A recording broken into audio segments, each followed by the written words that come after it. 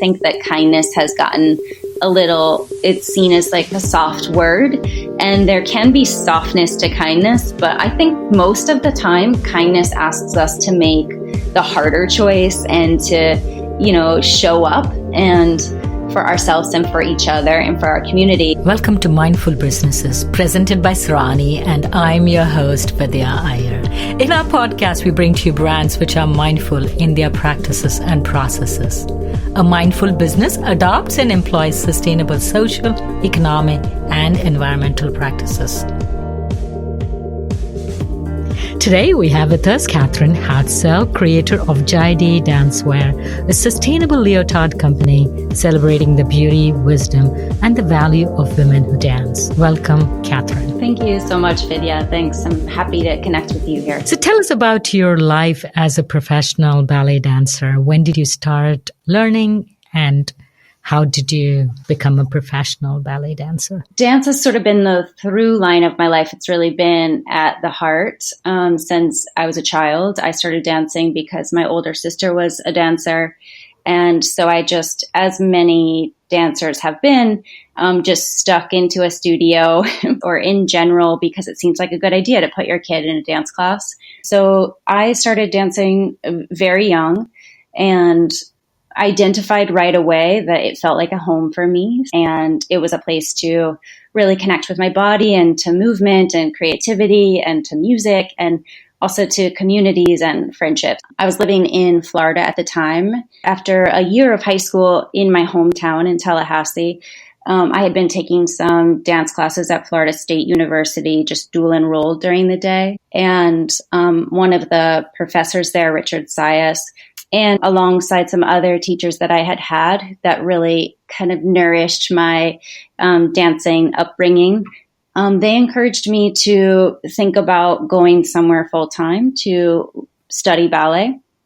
And my family was very supportive, which in hindsight, I'm just blown away by now being a parent myself. And my child is 8, and I was 15 when I told my parents that that's what I wanted to do.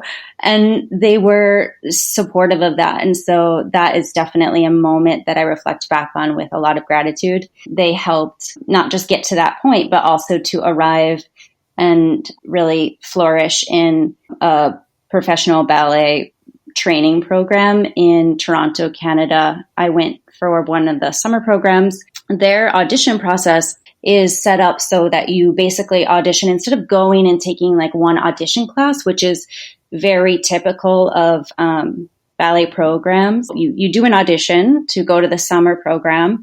And then if you get into the summer program, the whole summer program is an audition of sorts, which sounds very overwhelming. But for my personality style, not really wanting to just perform on demand, it really was like the perfect entry point into the professional ballet world, to just be able to establish relationships with teachers and peers over the summer, so that I knew it was the right decision and they had a sense of who I was beyond just, one glimpse at my dancing.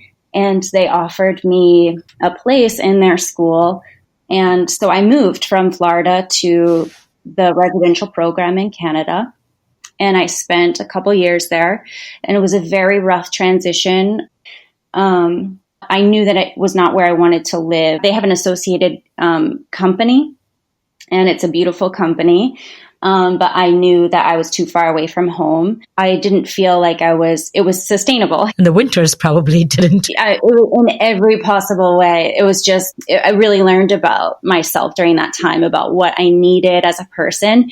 And yes, warmth is one of those things. Even though now I do live in Boston, I moved back to Austin, Texas for a year, and then eventually found my way to Boston, where I danced professionally for a handful of years until 2010, I'd like to say. And it was an incredible experience in so many ways. And it's still something that informs my daily life, even though I do not dance professionally anymore. In fact, I don't dance at all. I still kind of live and breathe the dancer's mindset. That was my life until that time when I I made a couple different transitions, trying to find the next steps, the way that a dancer can sometimes grapple with, like an identity beyond ballet. And so I kind of did that for a couple of years, but also still seeking for really the right next place, to find a sense of purpose and to really immerse myself in professionally. In the meantime, we adopted a kiddo. So I had a moment to pause in 2016. So that's where I took a bit of a breather, probably for the first time ever. The professional ballet schools are pretty intense. I'm so proud that you survived all those years and went on to become a professional dancer. And is it different for male ballet dancers versus female, or is it super intense for both? I would say it's super intense in their own ways. As far as like the physical and emotional demands, I think that they're very similar. It's just the tracks are maybe slightly different, and maybe the set of challenges are a little bit different. I think maybe family support could be challenging. If your families do not know or appreciate what it takes to pursue a profession in ballet, then I think that to be a male dancer can come with many challenges that, are unique and maybe different than the female track. But we certainly have many bonding moments over the difficulties of what daily life is as a dancer. So that crosses gender for sure. So you have this moment of pause. You are able to breathe, enjoy your baby, and then you get this idea for this product. Tell us about that. It all came together a little slowly. Kritsana is my daughter, and she was actually 5 when we adopted her. So she was a fully formed human being with a voice and something to say. So we spent a lot of time doing things like going to the ballet, and she is a mover herself. And so I enrolled her in a dance class, which is something I never thought I would do. I thought it would kind of protect any child of mine from the world of dance. But she was just drawn to it because of the music, and we're really close to the studio. And, I still have friends that work at the ballet, so it's part of our life. Because of her, we started going to the theater again, something that I had taken a break from in my post-dance life, just as a way of, just giving myself transition time. And I rediscovered, without all that baggage that comes with professional life or the business of being a dancer, I really rediscovered the things about dance that I love, especially, from childhood, the friendships that are formed and just the connection to creativity, all of those things, really the magic of being in a theater and watching dance. And I saw that through my daughter's eyes. And so she really sparked the idea. I knew that I wanted to do a creative project, but it had no shape or form. And it really just came together slowly. I knew that I've had a lifelong kind of pursuit of sustainability, in a flawed way for sure. I'm a human being living in this consumer-based world. I think through my introduction to yoga, which happened somewhere in the middle of my professional dancing days, really started to think about not just like self-care, which is very prevalent in dance, but kind of community care and what it means to be a citizen in the world, and the choices that we make and the impact that they have, not just on our own bodies, but on the bodies of, the people around us and the environment that we all share. I knew that anything would be, any creative pursuit would be really the connective tissue would be sustainability.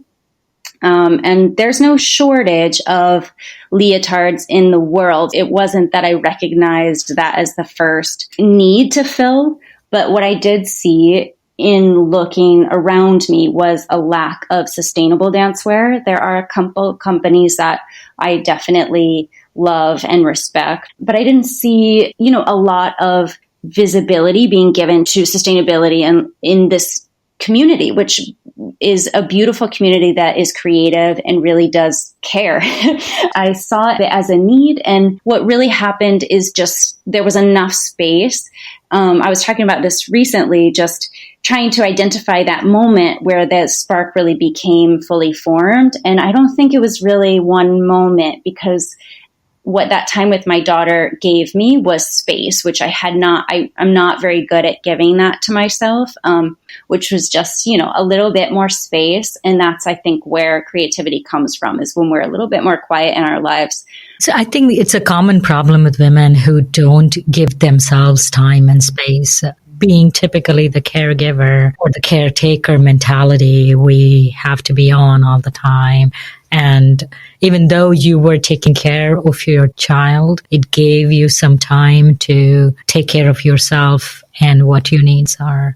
And you have this awesome brand now. So tell us about why your brand is sustainable. Tell us about the fabric and the yarn used in making these leotards. So fabric was one of the first things that we looked at. Did take a little bit of research because, I've taken you through my background a little bit, and most of it is centered around dance or the study of the body or human movement. So I come with that framework, but I didn't know anything about how to create something sustainably from a business perspective, or certainly from a design and fabric perspective. So looking at the design and the materials and sort of where we were making things, all those things were part of the research that we did. And what that research brought us to was ECONYL regenerated nylon fiber.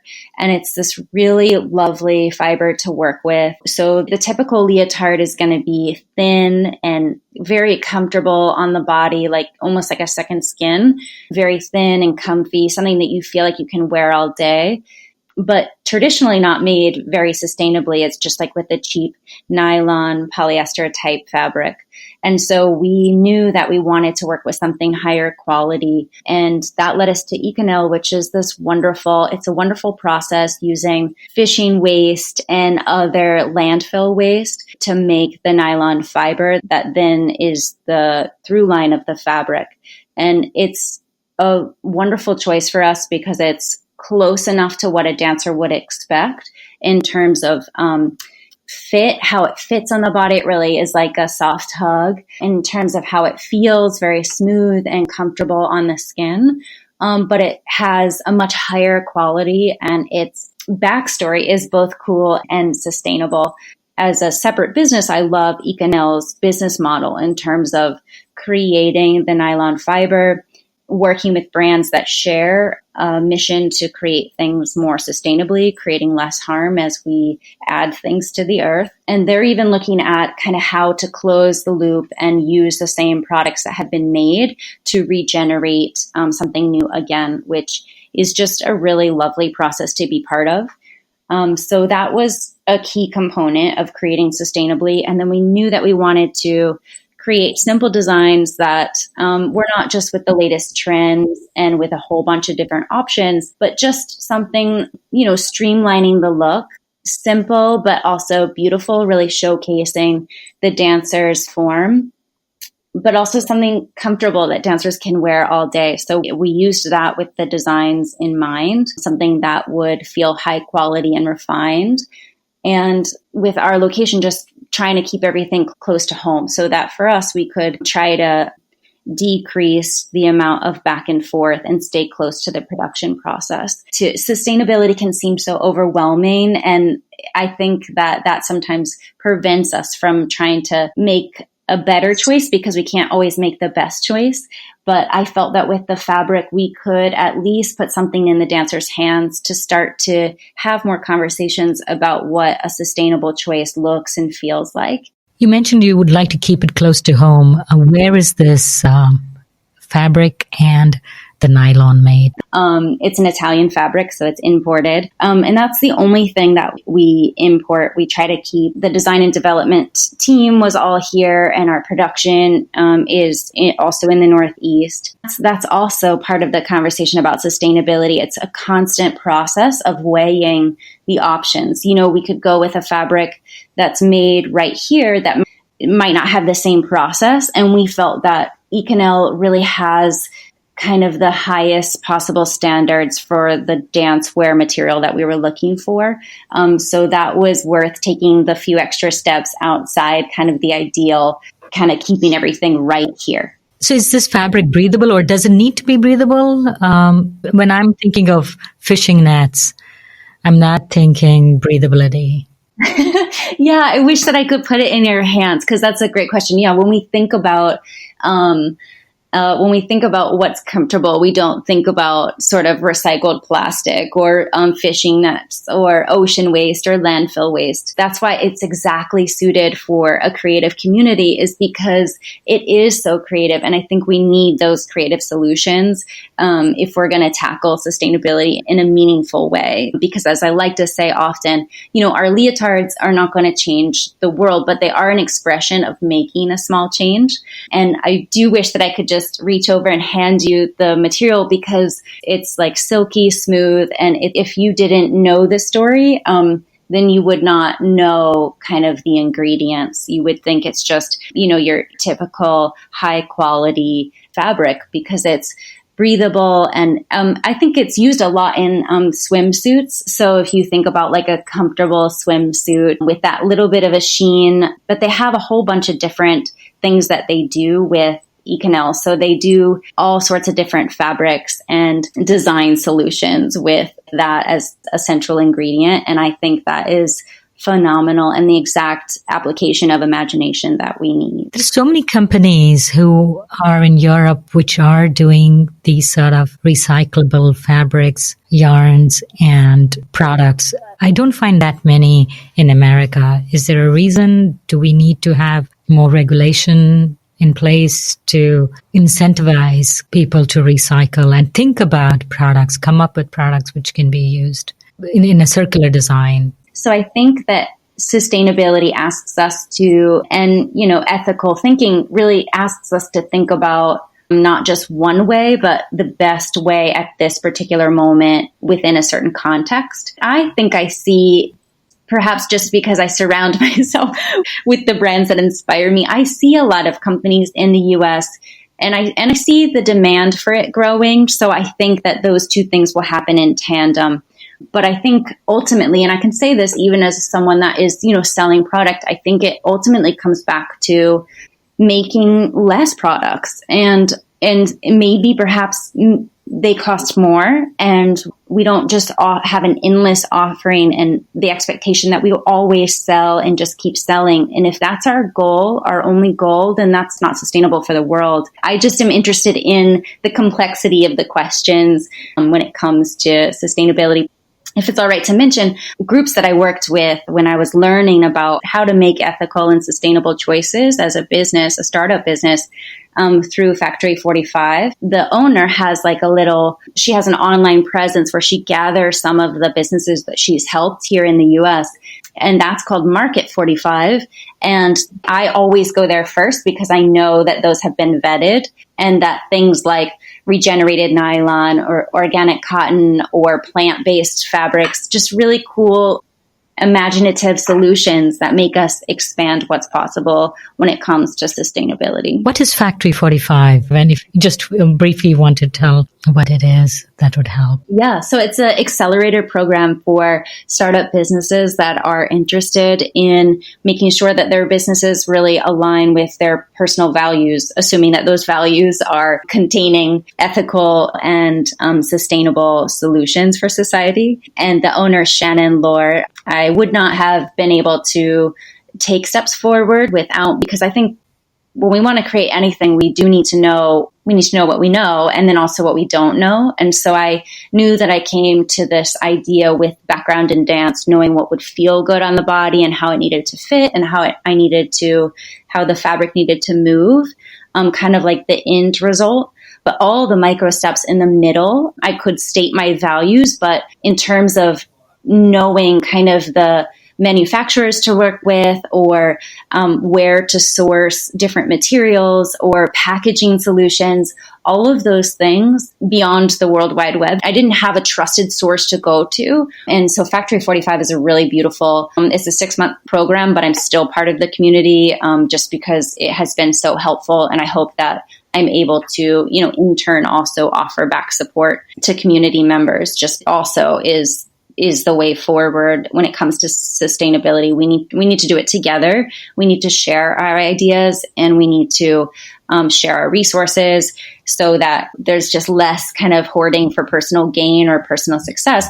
But it's really about uplifting society around us. It is truly being mindful about the business community.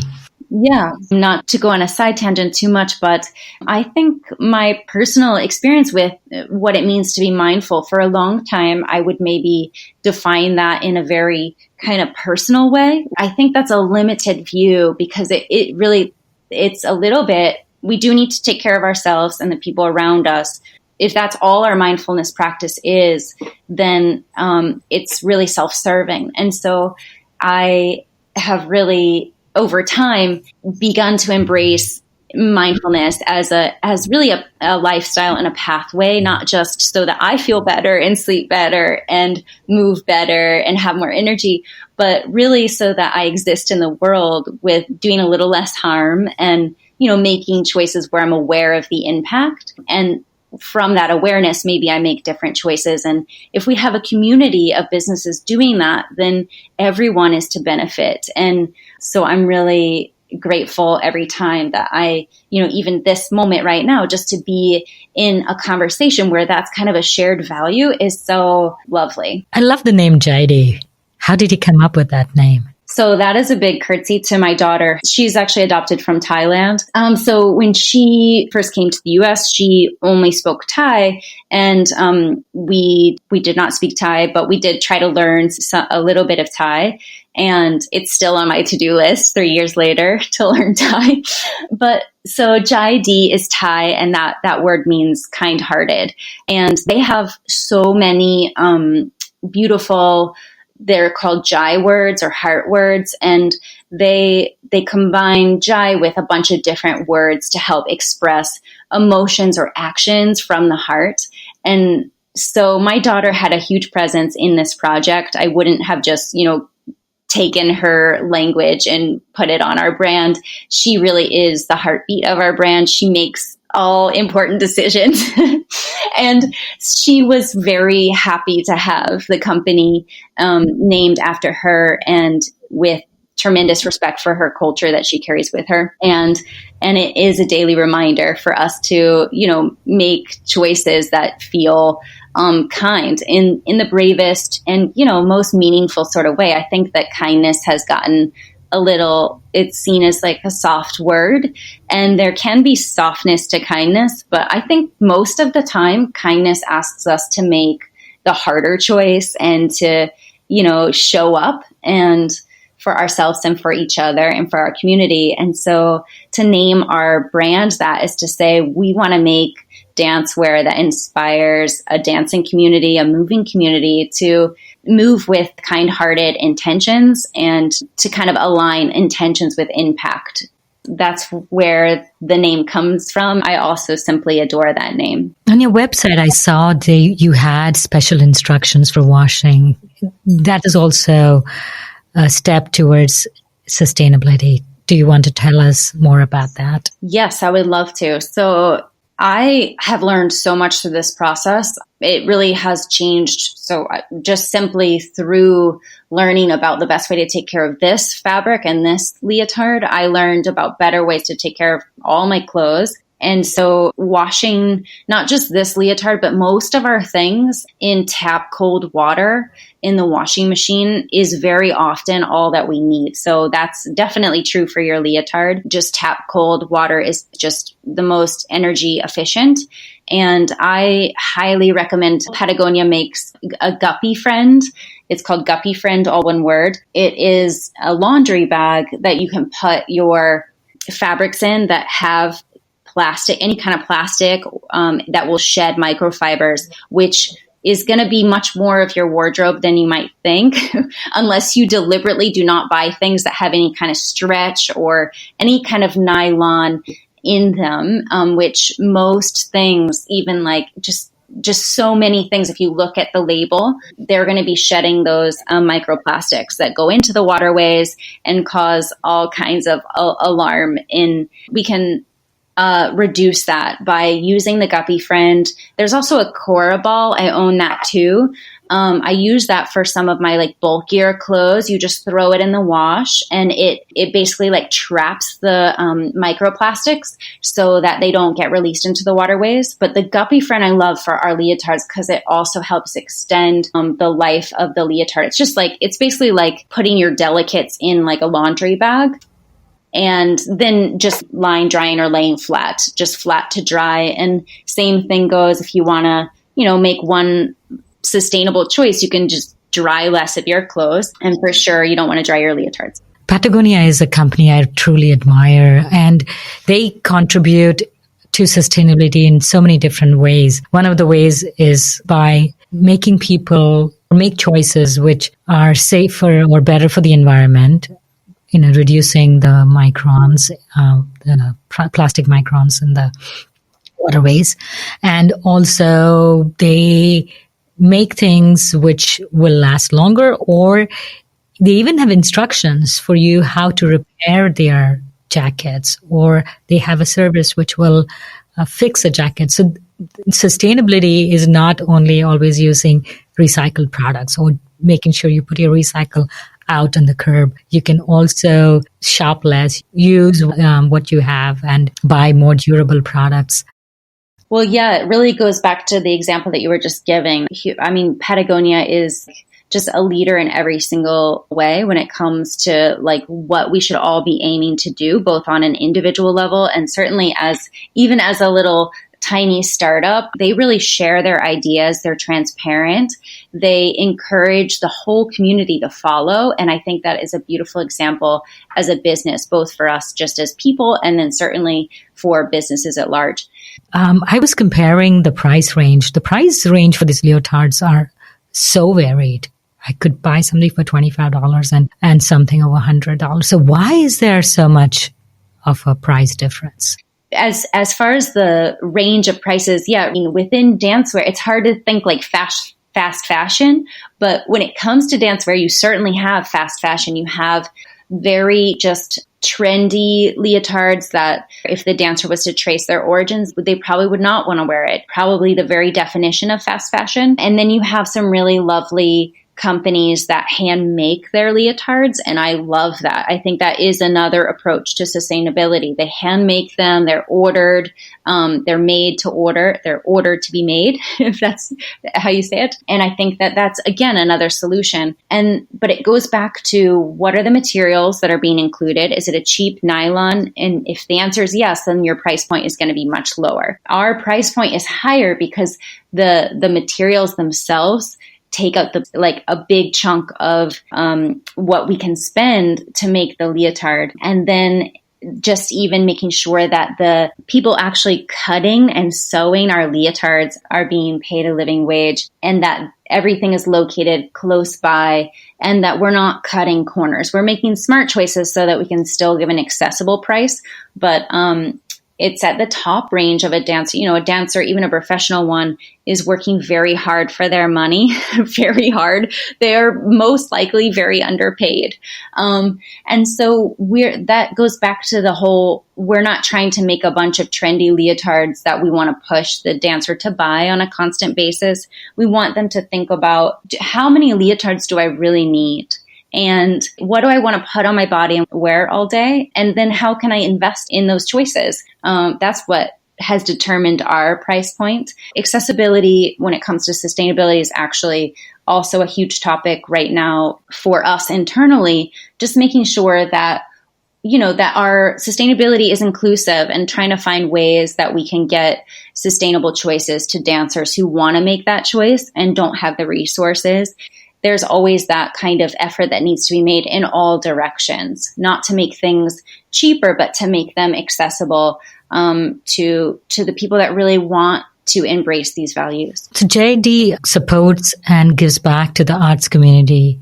How do you do that? that was like the part of the idea that came first, was I want to give back to this community. And at that same year, there had been floating in the news the whole idea of slashing national endowments for the arts. And that evoked in me the desire to do something, to actually take action. And our two different styles support two different efforts. So one is the Americans for the Arts, which is the best organization to give to if you want to support the presence and the resources of the National Endowments for the Arts. And that's kind of like our national statement. Like, we believe the arts belong in this country and in schools and in neighborhoods. And we believe that the arts have value and meaning and that we need to support them. And our other style, the Collective Leo, supports a very close by dance organization, nonprofit called Serial Collective, which was started by two dancers that I did dance with when I was at Boston Ballet, one of which, Leah Serial, is still there, just leading Boston Ballet.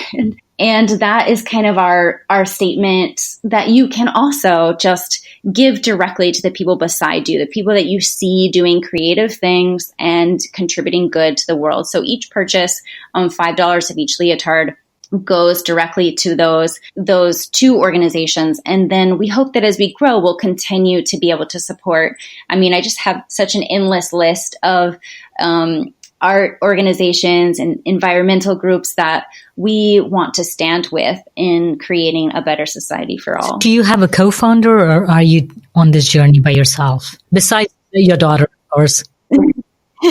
Yeah, so she's not on paper, but it's her. Yeah, it's her. And then alongside just community members that have helped along the way. But I'm the only one on paper right now. Yeah. So where can dancers buy your product? So they can learn about our story and look at our offerings at JaiDeeDancewear.com. So JAIDEE dancewear.com. And despite all my resistance, we are on social media. Same Jai-Dee Dancewear. It's just at Jai-Dee Dancewear. And yeah, we're growing a community there, hopefully in a way that feels also sustainable and ethical, and just, a little bit counter to the social media trends, just supporting community and uplifting some of the organizations that I just mentioned, and getting a little bit of information to the dancing community about sustainability and the importance of just supporting each other. Thank you, Katherine, for coming on my podcast and talking about being kind to each other. And I think that's really important for us, and especially in very competitive and intense professions that we work in. Thank you so much for having me. It was really lovely to connect with you. If you are a creator of a mindful brand or would like to recommend a mindful brand to be featured on our show, send us a message on our Facebook or Instagram page. We recorded this podcast at Q1067 in Lafayette, Indiana. Thank you to Jim Stone, the owner of Q1067. Tatum Gale composed the music for this podcast. This is Mindful Businesses with Vidya Iyer.